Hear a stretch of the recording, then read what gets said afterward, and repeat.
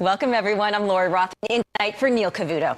The stock surge, well, it's all about another bailout splurge. The leaders of France and Germany saying they are ready to pump more cash into troubled banks, and Belgium nationalizing one of its banks. And that has Wall Street cheering. It's got my first guest jeering. Congressman Ron Paul says forget the Occupy Wall Street protests. Wall Street itself is the one attacking the free market and capitalism by pushing for these bailouts. Congressman, welcome. They like the free money more than the free market. Well, thank you. I think you're right. It's the same process over and over again these last 3 to 4 years. Everybody gets bailed out. It doesn't solve the problem because the excessive debt is what you have to get rid of, and you can't have growth until the debt is liquidated. Instead, we just keep transferring from one group to another. So if somebody in Europe bails out the banks because they hold Greek debt, it doesn't solve the problem. It just prolongs the agony, and maybe it gives you a day or two euphoria on Wall Street, but I can't see how this is a solution at all.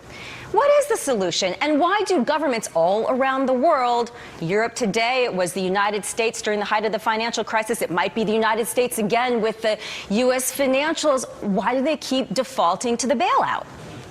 Well, I think it took about 60, 70, 80 years of economic wrong-headed thinking that taught that you can't allow these defaults to occur because they call that deflation, and that would be very, very dangerous. But politicians and the central banks always want to inflate, and the market always wants to deflate, that is, get rid of the mistakes. They get to get rid of the excessive debt and the malinvestment. So there's a contest going on. Before the 1930s, they deferred to allowing the market to make these corrections, and they were usually severe and swift, and they got over them rather quickly. But now we have followed the pattern of what we did in the 30s and what Japan is in the process of doing. But I think it's a consequence of faulty thinking, and this whole idea. See, Keynesian teaches that if you're having trouble, it's only because the people aren't spending enough money. But can you imagine depending on the consumer spending more money to get us out of this mess when the consumers are in over their head and they might not have a job, they're losing their houses, and they might lose their job next week, and the solution is more spending. This is what the Paul Krugmans want to do. It cannot work. Speaking of Paul Krugman, a Nobel Prize-winning economist, the Nobel Prize for Economics this time around, interestingly enough, went to two economists whose research showed that people aren't stupid. They understand, Congressman, that stimulus spending ultimately results in increased inflation and further indebted countries. Average, everyday people get this. Why doesn't Wall Street?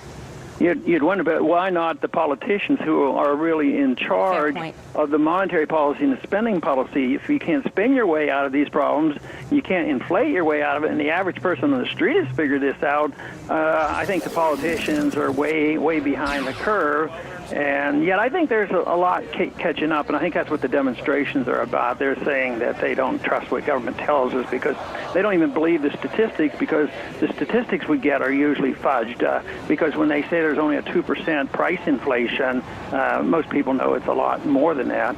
And, you know, if you calculated unemployment the old-fashioned way, like they did in the Depression, it's over 20%. And you just can't fool with people like that and say, oh, it's okay, the inflation's not that bad, and just keep spending money, and we'll keep borrowing money, and everything's going to be okay. People have figured this out, that they don't trust the people saying those kind of things. Congressman, we are looking at pictures of the Occupy Wall Street protesters. Is it a fair argument to suggest that Wall Street is at risk of doing more harm to capitalism with this bailout culture than these people protesting capitalism? Oh, yeah. But it's probably a mixed bag, because some of those individuals that are demonstrating are against profits and companies. And I do a lot of criticism of Wall Street and the banks, but I think if people get rich because they are insider traders with the Federal Reserve System or getting contracts from the government, and then they get bailed out when they get into trouble, no wonder people get upset.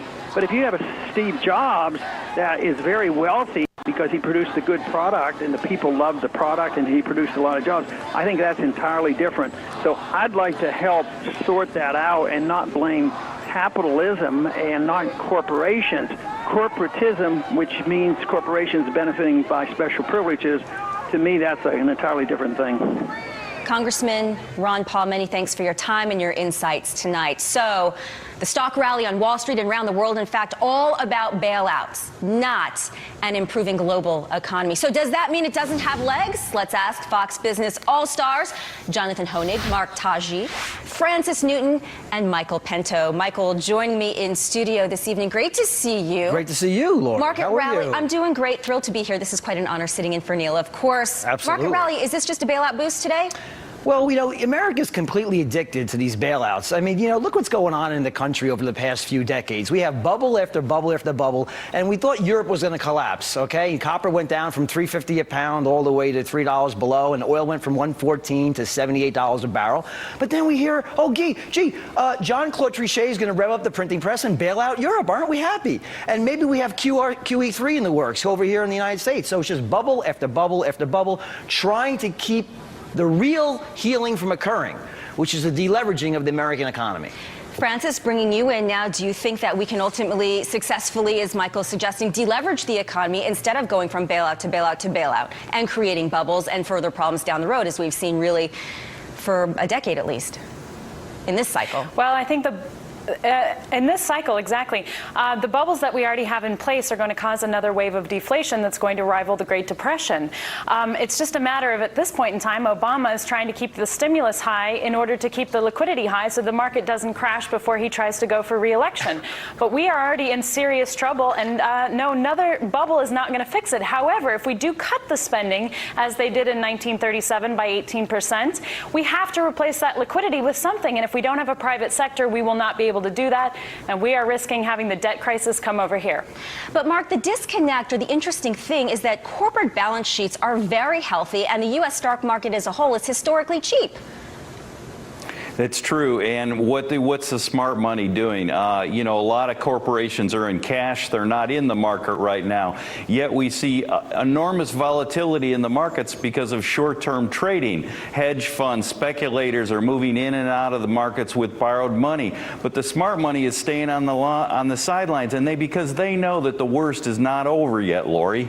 So, Jonathan, then, do you think that market performance is being thwarted or wrongly influenced by these big institutional traders, and that the sentiment isn't a fair reflection of how Wall Street to Main Street, my conversation with a congressman here, really feels about government policy and bailouts? Well, I mean, Lori, Wall Street is being influenced not by speculators. Speculators have always existed. Wall Street is being influenced by government. In fact, that's what I really hear the Occupy Wall Street protesters protesting about. Now, that hasn't changed, and the bailouts now in Europe are probably the best example of that. Now, listen, I'm happy to see the market up 300 points, and as our panelists pointed out, it's been dramatically oversold. What worries me is exactly what the congressman pointed out, is the threat of inflation. Even as the stock market has gone up, Lori, we've seen interest rates really start to rise dramatically. I think that's the next shoe to drop for this Which interest rates? This economy. Which credit markets are we talking about? The 30-year note, the 10-year note, the 2-year note. These are instruments that I trade. I'm actually short them. But they're as all this inflation low, starts to take hold. Jonathan says we have a threat of inflation. We got 3.8% as the government calculates inflation, 3.8% CPI year over year. So we have inflation already. And, people forget that for decade after decade, from the late 70s to 2000, the price of oil was $20 a barrel. Then it went to $147 a barrel. Now it's back to 85, and we should be celebrating. The people and I'm a Wall Streeter. I've been licensed since 1991. The people that are protesting down there have a point. If their point is that the largest banker in the country, the Federal Reserve, is destroying the middle class, they have a legitimate point. Right. Their solutions are probably all bonkers. I mean, they're probably egalitarian socialists, from what I can see. Lori. Come on in. Let's hear it.